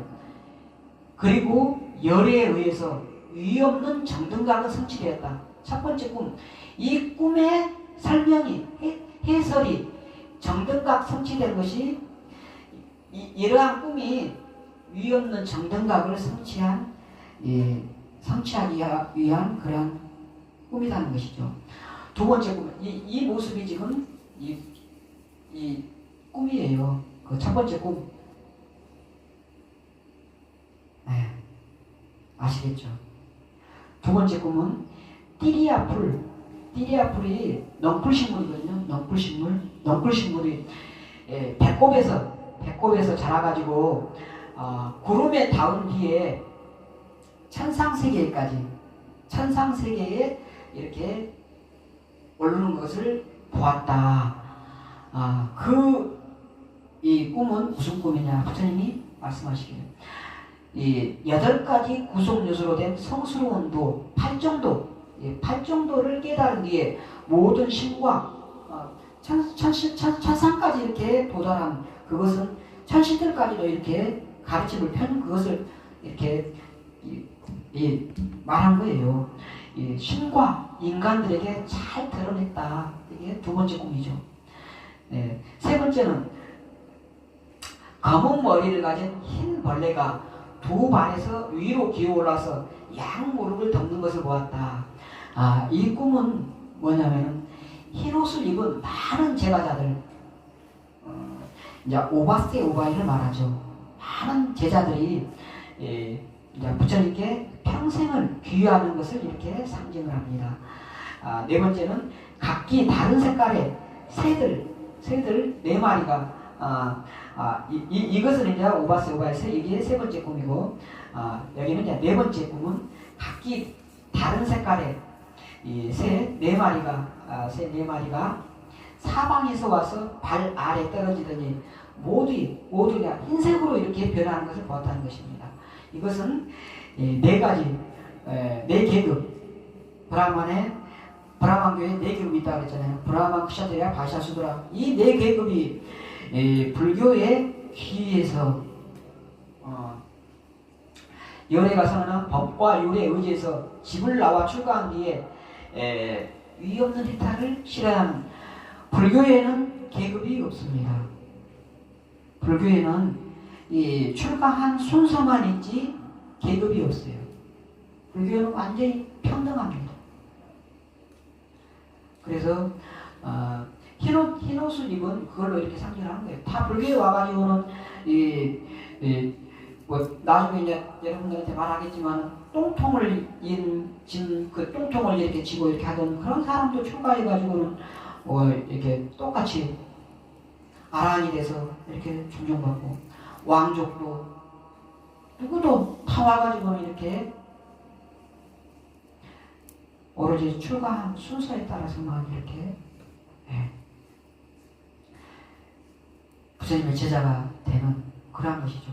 그래서 불교에서는 겐지스강, 강강, 항하강, 무슨 강들이 이렇게 수없이 많은 강이지만 바다에 오면은 그냥 바닷물이라는 하나로 이렇게 통하듯이 불교는 이전에 이런 강 이름은 다 버린다는 거예요. 그냥 바닷물이다. 이렇게 불교는 평등을 이렇게 주장합니다. 평등을 위해서. 그거 일부 열어놓은 거예요, 보살이. 먼저 열어놓으세요. 그거 닫으라고. 이쪽을 바람이 치니까 일부러 그런 거예요. 하지 말아요. 자, 수자타의 우유족으로 기운을 차린 보살은 가장 높고 바른 깨달음을 성취할 자리를 이렇게 찾아갑니다. 보살은 시원하게 넓은 그늘을 들이운 빡빌라나무 보리수 주위를 오른쪽으로 3바퀴 이렇게 돌고 공손히 합장을 합니다. 그때 이렇게 이제 마침 소띠아라는 사람이 풀을 베고 있었어요. 그리고 여덟 다발 꾸사풀 8다발을 이렇게 받아서 반석 위에 이렇게 고르게 풀을 깝니다. 이 꾸사풀을 8다발을 이렇게 반석 위에 깔았다는 것은 무엇을 상징할까요? 8다발이고, 꾸사라는 것이 뭐냐면은 불교 기본교육을 받은 사람들은 아시죠? 꾸살라라는 게 선과 불선이 있잖아요. 선은 꾸살라예요. 선은 꾸살라고, 불교에서는 원래 선악이 없습니다. 선은 꾸살라담마. 그 다음에 우리는 여기 중국에서는 악이라고 했지만 원래는 불선이에요. 불선. 선하지 않은 것. 이 아가 붙어가지고 악구살라담마. 선하지 않은 법, 그렇게 말을 합니다. 그러면은 꾸살라가 왜 선이냐? 원래 꾸살라가 선이라는 것이 된 것은 꾸사풀을 이렇게 능숙하게 잘 베면은 그게 선이다, 바르다, 잘한다. 꾸사풀을 잘 베는 그것이 바로 능숙함, 그게 바로 이제 선이라는 것의 유래가 됐습니다. 그래서 이 꾸사풀을 8달반을 이렇게 밑에다 방석으로 이렇게 깔았다는 것은 팔정도를 이렇게 의미하는 것이죠. 그리고 나서 이제 동쪽을 향해 안고는 이제 굳은 결심을 합니다. 여기 이 자리에서 내 몸은 말라버려도 좋다. 가죽과 뼈와 살이 없어져도 좋다. 어느 세상에서도 얻기 어려운 저 깨달음에 이르기까지 이 자리에서 죽어도 결코 일어서지 않으리라. 이러한 죽음을 각오한 굳센 그러한 결심을 합니다. 그리고 나서 호흡을 가다듬고 주력을 모았습니다. 그때 이제 수행을 방해하는 자 마라가 다가옵니다. 이러한 이제 굳센 결심을 했을 때 이때 이제 상서로운 조짐이 이렇게 나타난다고 합니다. 오신불이 부처님의 백호에서 이제 불이 오신불이 쫙 나타가지고는 타와다대천에 있는 이제 마라 타와다대천까지 이렇게 오신불이 이렇게 놔둡니다. 그 광명이 놔두니까는 마라가 깜짝 놀래죠. 이게 무슨 일인가 하고 보니까 보살이 깨달음을 이루기 위해서 이렇게 앉아 있는 모습을 보았죠. 그래서 방해하기 위해서 이렇게 내려옵니다. 지금 보살이 목숨을 걸고 이렇게 수행하기로 했잖아요. 목숨을 걸고 수행하기로 한 그러한 굳센 결심을 보고는 세상에 목숨보다 소중한 것은 없습니다. 완전한 해탈의 길은 참으로 힘들고 통달하기도 어렵습니다. 왜 베다를 공부하고 불을 섬겨서 재물을 바치면 얼마든지 공덕이 이렇게 쌓을 것입니다 하면서 이렇게 이 목숨 걸고 수행하지 말고 공덕을 지을 것을 이렇게 권합니다. 그랬을 때 보살은 나에겐 세간의 복락을 구할 까닭이 조금도 없습니다. 나에게는 확신이 있고 노력이 있고 지혜가 이렇게 있습니다. 극심한 고통마저 이렇게 다 이렇게 감내한 나에게는 어떠한 욕망도 다 없습니다. 보십시오. 내 몸과 마음의 깨끗함을 이렇게 보라고 이렇게 했을 때 마라는 근심하면서 이렇게 타와다리천으로 올라가죠. 마라가 이렇게 근심하고 괴로워하는 것을 천명의 아들들이 보고는 왜서 그렇게 괴로워합니까? 이렇게 하니까 밑에 이제 보살이 곧 깨달음을 이렇게 얻기 위해서 이렇게 앉아 있는 것을 이야기를 하니까 아들들이 500명씩 나눠졌다 그래요. 500명은 싸우자. 싸워서 이렇게 제거하자. 또 500명은 어떻게 우리가 도저히 해볼 수 없다. 이렇게 나눴는데 그때 이제 마라의 이제 세 딸 땅아, 아라띠, 라가 가래를 상징하고 혐오를 상징하고 탐욕을 상징하는 이 세 딸이 와가지고는 아버지 우리가 가서 우리의 미모로 보살을 유혹하겠습니다 해요. 이제 이 세 여인이 와서 이제 보살을 유혹을 하죠. 무엇을 위해서 이렇게 수행을 하느냐고 다 다 내려놓고 우리하고 이렇게 함께 즐기자고 이렇게 말을 하죠. 그러니까 보살이 육체의 쾌락에는 권해가 따른다고, 그러한 욕망이라면 저는 이미 오래전에 다 버렸다고 이렇게 말을 하죠. 그러니까는 나중에는 이제 이 유혹을 해서는 안 되겠다 싶어서, 그러니까는 그러면은 저희들이 이 수행하는 것을 도와주겠습니다. 시봉을 하겠습니다. 그러니까는 그러한 도움도 다 필요가 없습니다. 나는 내가 이렇게 오로지 수행을 통해서 그러한 도움 없이 이렇게 하겠습니다. 물러가십시오. 이렇게 말을 하죠. 보살이 부드럽지만 위험이 서린 그러한 목소리를 이렇게 타이르니까 가래, 혐오, 욕망, 그러한 이제 세 딸의 미모와 곁에는 일순간 허물어지고 온몸에 구멍구멍마다 이렇게 오물이 흘러나와서 쾌쾌한 악취를 풍기면서 마침내 타마자치천 아버지가 있는 곳으로 다 이렇게 물러가가지고, 아버지 도저히 그 보살의 굳은 결심을 이렇게 막을 수는 없을 것 같습니다. 아버지 포기하십시오. 이렇게 말을 하죠. 그러니까 이제 마왕 파순이 이제 마라라고 하고도 파순이라고 하고 그래요. 마라는 빨리고 파순은 이제 번역한 중국어로 번역한 말이죠. 파순이 불같이 화가 나가지고는 이제 군대를 동원합니다. 군대를 보리수 아래 앉은 보살을 굴복시키기 위해서 타와다제천의 모든 군대와 무기를 다 동원을 합니다.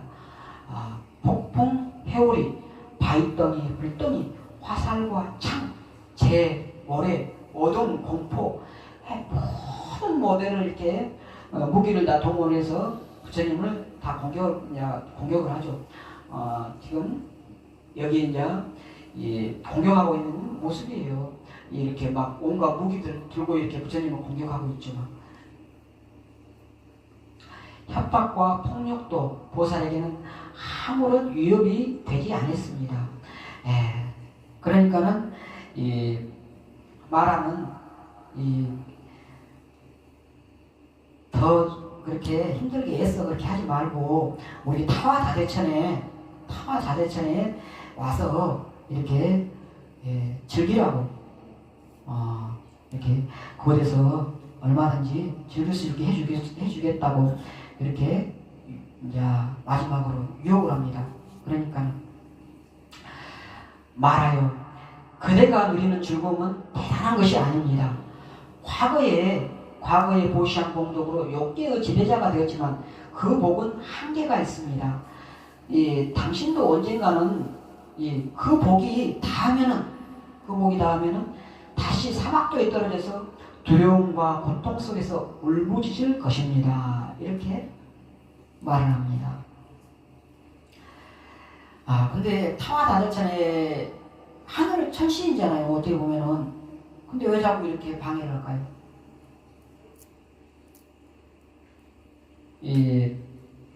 마라는 이 욕계의 가장 높은 욕계의 욕천이 있다고 그랬잖아요. 욕계에 6개의 하늘이 있습니다.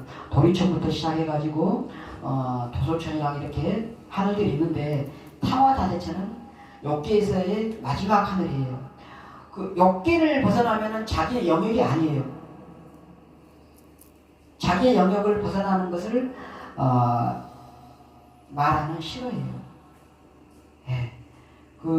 이제 특히 부처님이 세상에 나시면 깨달은 자가 부처님이 세상에 나면 부처님이 법을 펴면은 자기의 영역이 엄청나게 줄어드는 것이죠.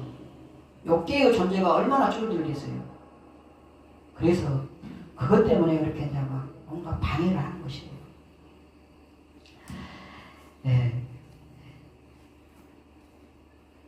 이렇게 이제 말을 하니까는 복을 당신이 과거에 보시한 공덕으로 이렇게 욕계의 지배자가 됐다고 이렇게 말을 하니까는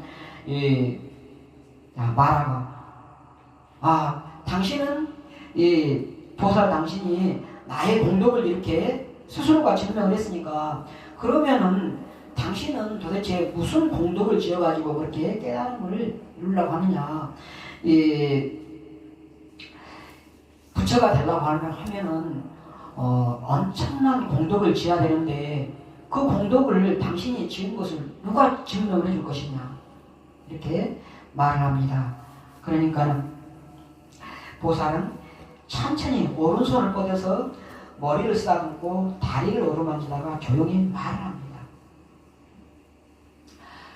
만물이 의지하는 이 대지, 움직이는 것이건 움직이지 않는 것이건 모든 것에게 평등한 이 대지가 나를 위해 진실한 증인이 될 것입니다. 이렇게 말을 합니다. 그리고 보살이 손가락 끝으로 가볍게 땅을 누릅니다. 이렇게 이게 이제 항마촉진이거든요. 항마촉진. 이렇게 법계 정인 상태에서 오른손으로 이렇게 땅을 갖게 누르자 대지가 동서남북과 상하로 이렇게 크게 진동을 하면서 대지의 여신이 땅을 쏟고 땅을 뚫고 이렇게 솟아올라옵니다. 그리고 나서 대지의 여신이 증명을 하죠. 당신이 말씀하신 그대로입니다. 인간 세계는 물론 하늘나라에도 당신만큼 공덕을 많이 쌓은 분은 계시지 않습니다.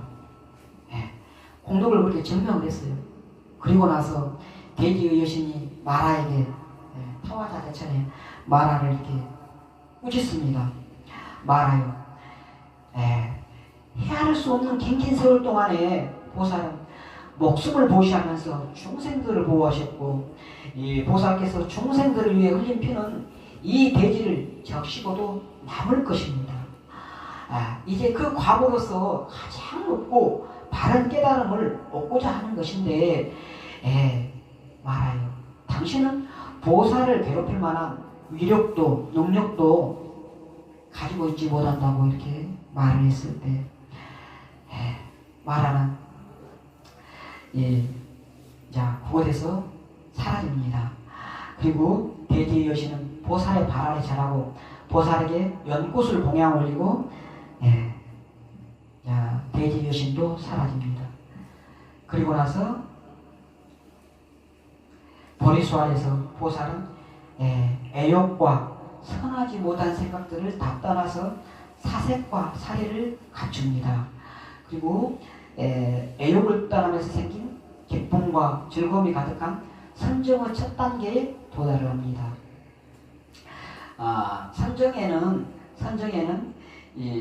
선정에 드는 것을 방해하는 이 5가지의 덮개가 있습니다.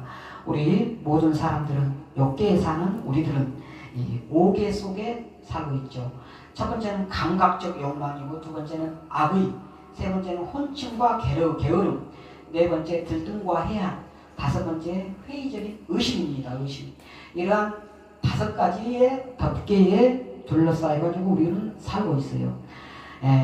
그런데 이제 선정에 이렇게 들게 되면은 초선정에 들게 되면은 감각적 욕망을 극복하면서 신일경성, 평정, 마음이 하나에 딱 모아지는 그러한 평정의 상태가 나타나고, 이 악의 나쁜 마음을 극복하면서 희열, 기쁨이 일어나고, 해태혼침, 이러한 게으름을 극복하면서 일으킨 생각이 일어나고, 들뜸과 해한, 후회하는 이러한 마음을 극복하면서 행복이 일어나고, 의심을 극복하면서 지속적 고찰, 이러한 심리 요소들이 이렇게 일어나게 됩니다. 이러한 5가지가 일어나는 거예요. 5가지. 심일경성, 희열, 일으킨 생각, 행복, 지속적 고찰, 이러한 5가지가 일어나면서 초선정에 도달하죠. 그리고 이 초선정 5가지에서 이 사색과 사력, 일으킨 생각, 심과 지속적 고찰 2가지가 없어지면서 안으로 깨끗해지고 마음이 하나가 되고 산매에서 생긴 기쁨과 즐거움으로 가득한 두 번째 단계에 들어가죠. 세 번째는 이제 이 기쁨도 이렇게 그냥 벗어납니다. 희열까지도 벗어나요. 그러면은 이 삼정의 세 번째 단계에 도달하죠. 그리고 나서 기쁨도 버리고 괴로움도 버리고 이제 희열 그 다음에 행복까지도 다 버리는 거예요. 그러면은 네 번째 단계에서는 심일경성 이 하나만 이렇게 이제 평정심의 상태만 있는 그러한 네 번째 단계에 도달하게 됩니다. 보살은 네 번째 사선정의 상태에서 맑고 고요하고 도름이 없고 부드럽고 무엇에도 장애를 받지 않는 그러한 아주 평정심의 그러한 상태에서 삶의 모든 고통과 즐거움에는 원인이 있다. 원인이 된 지난 삶은 어땠을까 하고 과거를 돌아봅니다. 보살은 전생의 삶을 기억하는 삶을 얻기 위해서 자유롭고 흔들림 없는 마음을 쏟고 기울이죠. 그러자 지난 생애가 기억이 납니다. 맑고 고요한 마음을 기울여서 하나의 생애, 둘, 셋, 넷, 다섯, 여덟, 신백천 우주가 생성되던 시기까지 무수한 생애를 기억을 해냅니다. 그래서 어둠이 사라지고 첫 번째 빛이 밝아옵니다.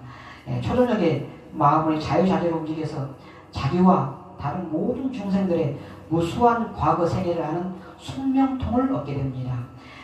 숙명통, 숙명질, 지혜 이러한 지혜를 얻게 되죠. 이렇게 이 고통과 즐거움의 원인을 찾으면서 과거 전생의 숙명을 알게 됐고 다음에는 모든 삶에는 결과가 있다. 중생들은 죽어서 어떻게 될까? 이제 결과를 이렇게 알아보기로 마음을 돌립니다. 우리가 평소에 이렇게 원인과 결과를 알겠다고 해서 되는 게 아니에요. 사선정의 마음, 이 평정심의 사선정의 평정심의 상태에서 이렇게 마음을 모든 거죠. 그리고 나서 죽음 너머에는 인간의 영역을 뛰어넘는 세계죠. 이 보살은 하늘의 눈으로 중생들의 죽음 너머를 살펴보았습니다. 거기 보니까는 다시 태어나고 있었던 것이죠. 어떤 사람은 지금보다 아름다운 모습으로, 어떤 사람은 지금보다 추한 모습으로, 어떤 사람은 지금보다 안락한 곳에, 지금보다 괴로운 곳에, 또 지금보다 부유하고 귀한 집안에, 지금보다 가난하고 천한 집안에 자기가 지은 업의 힘에 끌려서 이게 중요한 거예요. 자기가 지은 업의 힘에 끌려서 괴로움과 즐거움의 그러한 과보를 받는 것을 본 것이죠. 저 중생들은 온갖 악행을 저지르고 험한 말과 못된 마음씨를 썩 까닭에 힘든 삶을 받는구나. 저 중생은 선한 행동을 하고 곱고 부드러운 말씨로 따뜻하게 마음을 쓴 까닭에 좋은 삶을 받는구나. 이렇게 알게 되었습니다. 이렇게 해서 어둠이 사라지고 두 번째 빛이 밝아왔습니다. 보살은 한밤중에 맑은 거울에 비친 자신의 얼굴을 들여다보듯이 중생계의 죽고 태어나는 모습을 낱낱이 아는 천안통을 얻었습니다. 생과 사를 아는 지혜를 얻게 된 것이죠. 그리고 나서 이제 고통스러운 생사의 굴레에서 끝없이 유래하며 중생들이 벗어나지 못하는 까닭은 바로 번뇌 때문이구나. 이렇게 마음을 이렇게 알게 되었습니다. 그래서 번뇌를 없애는 그러한 알을 얻기 위해서 맑고 고요하고 더러움이 없고 부드럽고 자유롭고 흔들림 없는 마음을 쏟고 기울였습니다. 그래서 이것은 괴로움이구나. 이것은 괴로움의 일어남이구나. 이것은 괴로움의 사라짐이구나. 이것은 괴로움의 사라짐에 이르는 길이구나 하고 사성계를 알게 되었습니다. 또 이것은 번뇌다. 이것은 번뇌의 일어남이다. 이것은 번뇌의 사라짐이다. 이것은 번뇌의 사라짐에 이르는 길이다. 이렇게 알게 되었습니다. 이 보살은 애욕의 번뇌에서 마음이 해탈하고 존재의 번뇌에서 마음이 해탈하고 어리석음의 번뇌에서 마음이 해탈하고 모든 번뇌에서 해탈했다는 것을 스스로 알았습니다. 이 누진지에서 끊어진 것은 첫 번째가 감각적 욕망, 애욕의 번뇌에서 마음이 해탈했다 그러잖아요. 감각적 욕망의 번뇌에서 해탈했습니다. 이것이 욕계에서 벗어난 것입니다. 두 번째, 존재의 번뇌에서 마음이 해탈했다 그러잖아요. 존재의 번뇌는 색계와 무색계의 분례입니다. 이 색계, 무색계에서 해탈한 것이고, 그 다음에 마지막으로 어리석음의 번뇌에서 마음이 해탈했잖아요. 무지의 번뇌, 이것은 무명무입니다. 최종적으로 끊는 것은 무명무예요. 무명. 우리가 신경기 할 때 무명부터 시작하잖아요. 무명, 행생, 명생, 이렇게. 네. 무명로, 이것은 상계, 욕계, 색계, 무색계에 다 속박되어 있는 것입니다. 이 무지의 번뇌를 마지막으로 최종적으로 해탈하고, 그리고 나서 모든 번뇌에서 해탈했다는 것을 스스로가 아셨던 것이죠. 그리고 어둠이 사라지고 세 번째 빛이 밝아온 것입니다. 모든 번뇌와 고통은 사라졌죠. 청정한 삶은 완성된 것을 알았습니다. 보살은 모든 더러움이 말끔히 사라진 누진통을 얻었습니다. 누진통, 누진지를 얻은 거죠. 이 세 가지 지혜, 삼명이라고 합니다. 삼명, 천안통, 맨 처음에가 숙명통, 그 다음에 숙명지, 천안지, 누진지, 그 다음에 누진지, 이렇게 해서 삼명을 얻어서 아란이 되면서 마침내 부처가 됐습니다. 마지막 입가에 이렇게 나와 있어요. 샛별이 마지막 빛을 가르는 동력 하늘로 붉은 태양이 솟아오르고 있었습니다. 그래서 인연명성으로도 샛별을 보고 깨달았다고 하는 말이 이렇게 전해오잖아요. 샛별. 그리고 나서 나는 가장 높고 바른 깨달음을 성취하였다. 이렇게 선언을 합니다. 이 땅에 오신 지 35년, 진리를 찾아 집을 나선 지 6년째인 기원전 589년 12월 8일 이렇게 깨달음을 이루신 것입니다. 부처님은 깨닫고 나서 집 짓는 자를 찾으려 했지만 찾지 못하고 나는 수많은 태어남을 거쳤다. 다시 태어나고 또 태어나는 것은 괴로운 일. 집 짓는 자여 드디어 그대를 찾았다. 그대는 집을 다시 지을 수 없으리. 그대의 성가래는 무너지고 그대의 대들보도 내려앉았네. 내 마음은 이제 형성됨이 없는 열반에 이르렀다. 온갖 가래를 다 끝내버렸다. 이러한 오도송을 읊으셨습니다. 깨달으심을 부처님께서 얻으시고 나서 아침 햇살로 붉게 물든 대지 위에서 사자처럼 당당하게 번뇌는 모두 사라졌다. 번뇌의 흐름도 사라졌다. 더 이상 태어나는 길을 따르지 않나니 이것을 고래의 최후라 하노나 하고 이렇게 당당하게 선언을 하셨습니다. 그리고 나서 삼천대천 세계를 비추는 지혜의 빛을 쫓아서 강과 강의 모래알처럼 많은 보살, 천인들이 몰려 들어와서 이렇게 찬탄하고 축복을 하였고, 또 환히 넘쳐서 이렇게 새로 출현하신 부처님을 찬탄했죠. 축복을 했죠. 황복을 권하던 마라 타와사대천의 마라의 일족들도 또 와가지고 또 찬탄하는 거예요.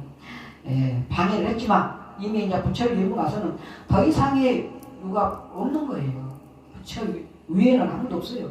그래서 마라의 일족들도 여러 보살들 사이에 섞여서 부처님께 경의를 표하고 사천왕, 호궁의 신들, 대지의 신들 모두 와가지고는 꽃과 향을 바치면서 거룩한 몸께 예배, 예경 이렇게 올렸습니다. 자, 부처님은 산정에 들어서 이와 같이 깨달음에 이르시죠. 감각적 욕망에 의한 즐거움이 아닌 선정, 사선정의 즐거움. 초선정을 옛날에 했던 그러한 어린 시절 장구나무 숲에서 선정을 했던 그걸 기억을 하고 나서 감각적 욕망에 의한 즐거움이 아니고 이러한 선정의 즐거움이면은 이 깨달음에 이르는 열쇠가 될 것이다. 이렇게 생각을 하신 거예요. 마음을 한 생각을 바꾼 거죠. 그리고 나서 수작다의 우유적 공양을 받고 오비군은 피난하고 떠났지만 마침내 보리수 아래서 선정에 들어서 이와 같이 깨달음에 이르게 됩니다. 마라와 색달이 유혹을 했지만 마라 군대는 8가지입니다. 욕망, 혐오, 기갈, 가래, 나태, 공포, 의혹, 위선, 고집 이러한 마라 군대가 있다 그랬죠. 마라는 색달이 가래, 혐오, 탐욕이 있지만은 다 물리치고 손가락으로 대지를 누르고 보살의 보시공덕을 대지 여신이 증명을 했고 새끼 4가지 선정을 체험하고 나서 송명통, 찬한통, 무진통을 얻고 깨달음을 얻습니다. 이날이 바로 송도제일인 음력 12월 8일입니다. 자, 강의는 여기서 마치고요.